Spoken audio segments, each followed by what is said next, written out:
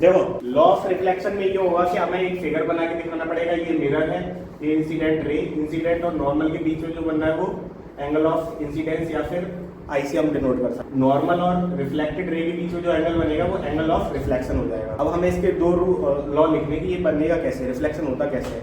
तो उसमें हमें पहले ये बताना है कि जो इंसिडेंट रे, नॉर्मल और रिफ्लेक्टेड रे है वो एक ही प्लेन में है। ये तो है नहीं कि दूसरे डायरेक्शन में या फिर दूसरी तरफ है, एक प्लेन में है। एक प्लेन ये है, उसी में दिख रही है हमें। तो बस पहला ये लिखना है, ठीक है। तो इतना लिखना है, ठीक है। फर्स्ट लॉ में है द इंसिडेंट रे, लिखना स्टार्ट करना, reflected ray and the normal at the point of incidence lie in a simple plane. एक ही प्लेन में होंगे। The incident ray, reflected ray and the normal lie in a same plane, मतलब एक ही प्लेन में होते हैं। दूसरा वाला जो लॉ होगा, second law, the angle of incidence is always equal to angle of reflect, मतलब जो एंगल आई है और जो एंगल आर है वो इक्वल हो जाएगा। तो इसे ब्रैकेट में लिख देना, angle I equal to angle R, ठीक है। तो दो लॉ हमें पता चले कि जो जब रिफ्लेक्शन होगा तो जो रे होती है इंसिडेंस वाली और जो रिफ्लेक्टेड रे है वो एक ही प्लेन में होंगी, नॉर्मल और लिख लेंगे। फिर उसके बाद जो एंगल बनने हैं आई और आर, इंसिडेंस वाला और रिफ्लेक्टेड वाला, वो क्या होंगे, इक्वल हो जाएंगे। तो ये दो चीजें उसमें लिखी जाएंगी। इतना तुम बना दोगे, ये लॉ ऑफ रिफ्लेक्शन हो गया प्रूफ। देखो ये वाला image of formation by plane mirror से ये समझ लिया कि जो ऑब्जेक्ट होगा वो ऐसा लगेगा कि उस साइड, मतलब इमेज जो मिरर है उसके पीछे तो दिख रहा है, पीछे तो हो नहीं सकता, ये हमें ही तो लग रहा है कि ऐसा पीछे है। तो वर्चुअल का मतलब ये है कि ऐसा हमें लगेगा, आभास होगा ये। तो हिंदी वर्ड ये है, वर्चुअल बोलते हैं। प्लेन मिरर होगा, उसके थ्रू जो इमेज बनेगी वो कैसी बनेगी, वर्चुअल बनेगी, ठीक है। The image always erect. Erect का मतलब क्या होता है, इरेक्ट का मतलब होता है सीधा। तो प्लेन मिरर से जो भी बनेगा वो सीधा बनेगा, ठीक है। तो हम सीधे दिख रहे हैं तो सीधे ही दिखते हैं, ऐसा नहीं उल्टे दिख रहे हैं। Size of image is same to object, object का जो साइज होगा उस हिसाब से बनेगा, ठीक है। The image is far behind the mirror as the object in front of mirror, मतलब ऑब्जेक्ट मिरर के फ्रंट में जितनी डिस्टेंस पर है तो इमेज भी उतना ही पीछे बनेगा। और नेक्स्ट पॉइंट लिख लेना, the image shows lateral inversion. Lateral inversion का मतलब है बस वो फ्लिप हो जाएगा, लेफ्ट का राइट, राइट का लेफ्ट, वही वाला मीन। तो देखो स्फेरिकल मिरर्स दो टाइप के होते हैं, कॉनकेव मिरर और कॉन्वेक्स मिरर।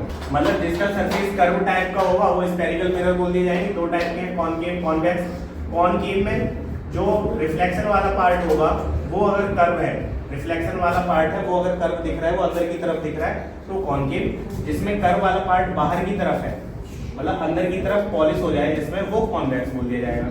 तो वही लिख दिया, which reflecting surface is curve. जो कर्व वाला पार्ट है वो क्या है, रिफ्लेक्टिंग पार्ट है, रिफ्लेक्टिंग सरफेस है। जिसमें जो कर्व वाला पार्ट है उसमें क्या हो जाएगी, पॉलिश हो जाएगी, और जो बाहर की तरफ निकल रहा होगा कर्व वाला पार्ट उसमें बोल दिया है कॉन्वेक्स है। बस इनकी फिगर याद रखना।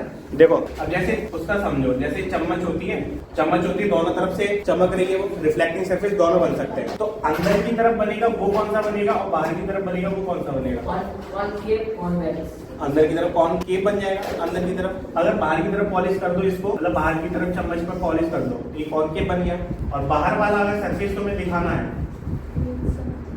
रिफ्लेक्टिंग वाला, तो इधर पॉलिश कर दो, ये बन जाएगा कॉन्वेक्स। तो चम्मच से समझ सकते हो, दोनों तरफ फेस देखते हैं उसमें। अब जो चम्मच अंदर की तरफ है इस साइड, उसमें फेस देखना और बाहर वाले में देखना। छोटा किसमें दिखेगा, चम्मच के सामने अगर फेस करके देखो तो इस वाले पार्ट में छोटा सा बनेगा, स्मॉल इमेज बनेगी। और इस वाले में देखो तो बड़ी इमेज बनेगी, इसमें तो बड़ा सा मुंह दिखेगा। तो यही बस समझना है कि कैसे क्या बनेंगे, इनमें फिगर ही देखने हमें। ये कॉनकेव मिरर है, ये जो बना होगा जैसे ये सर्कल टाइप का है तो सर्कल ये पूरा ही तो रहा होगा ऐसे करके। तो इसका एक पॉइंट होगा जहां से इसकी रेडियस हमें पता चल रही होगी, उस पॉइंट को सी बोल देते हैं, सेंटर। सी फॉर सेंटर, तो सी से डिनोट कर देते हैं। अब सेंटर से इसके बीच की जो डिस्टेंस होगी उसका जो मिड पॉइंट होगा उसको बोल देंगे एफ, फोकस, ठीक है। फोकस इसलिए बोलेंगे कि इसकी जो भी इमेज बनेगी वो फोकस पे ही ज्यादातर बनेगी। अगर एकदम एक्यूरेट देखनी है तो आगे पीछे ही बन जाएगी, लेकिन फोकस पे अगर जो बन रही है वो एक तरह से क्या बनेगी, साफ दिखेगी हमें।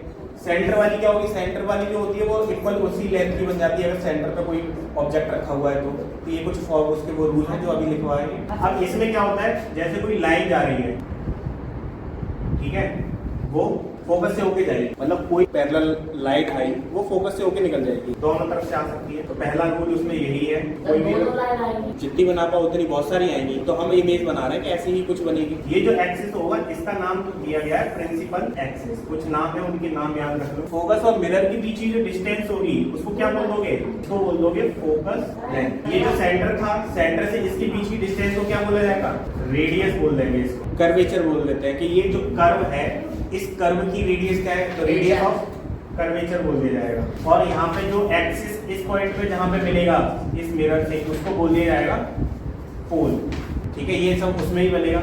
इस वाले बनाना चाहो तो इस तरह बना लेना है इसको भी, ये इमेज पता होनी चाहिए तुम्हें, यही बनवाई जाएगी बार बार, इतना इस पर दिमाग लगाया जा रहा है, वीडियो भी ऑन कर ली तो ये आएगा। यहाँ पे मैंने लिखा था ये पार्ट क्या होगा, रेडियस जो है और ये फोकल लेंथ जो है उसमें क्या रिलेशन है। मैंने बोला कि ये जो सेंटर होगा इसके बीच की जो डिस्टेंस होगी फोकल लेंथ मिड पॉइंट पे होता है, जो रेडियस है वो फोकल लेंथ क्या होगी, डबल हो गई। तो वो रिलेशन हम वहां से दिखाएंगे, फोकल लेंथ फोकस से यहाँ तक की डिस्टेंस। अगर मान लो ये तुम्हारी 2 है तो यहाँ से यहाँ तक सेंटर की डिस्टेंस, ये रेडियस कितनी हो जाएगी 4, जस्ट डबल हो रही है। तो वो लिखना है F = R/2, ये लिख देना। फोकल लेंथ होगी वो रेडियस की हाफ हो जाएगी जस्ट।